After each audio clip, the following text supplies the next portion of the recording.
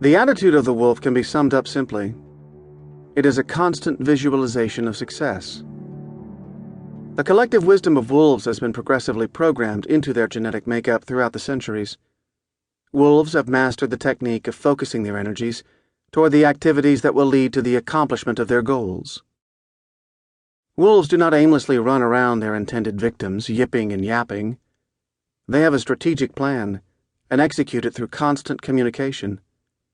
When the moment of truth arrives, each understands his role and understands exactly what the pack expects of him. The wolf does not depend on luck. The cohesion, teamwork, and training of the pack determines whether the pack lives or dies. There is a silly maxim in some organizations that everyone, to be a valuable member, must aspire to be the leader.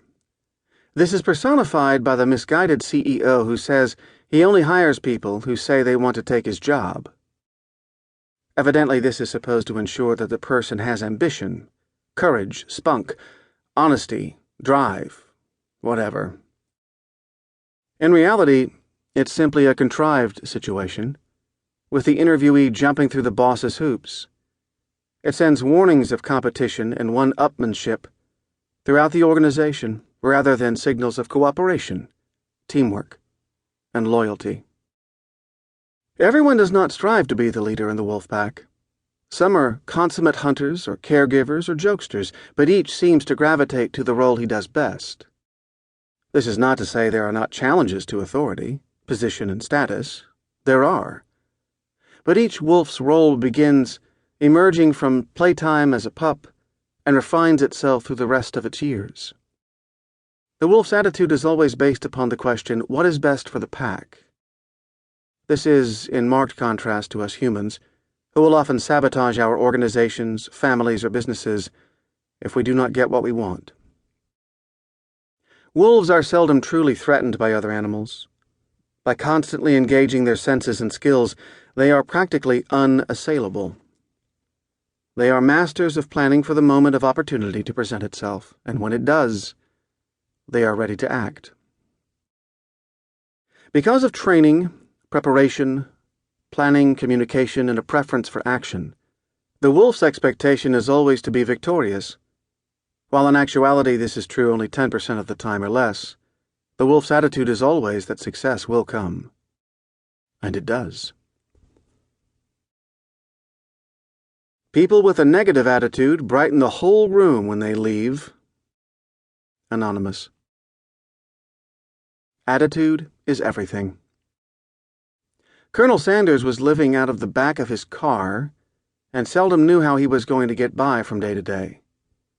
Franchising was a new concept, and people were suspicious of his plans for a far-reaching chain of restaurants. Besides that, most folks thought that, at the Colonel's age, he should be retiring instead of trying to start a new business. He was certain of only one thing, that he knew how to make the best fried chicken in the world. His attitude was that since his Kentucky Fried Chicken was the best, success was only a matter of time. When someone asked Abraham Lincoln, after he was elected president, what he was going to do about his enemies, he replied, "I am going to destroy them. I am going to make them my friends." Anonymous. Get the right perspective. When Goliath came against the Israelites, the soldiers all thought, "He's so big we can never kill him." David looked at the same giant and thought, "He's so big, how can I miss?" Russ Johnson. Questions to ponder. Business. Do you really believe your product or service is the best? As a consumer, would it be your choice over all of your competitors?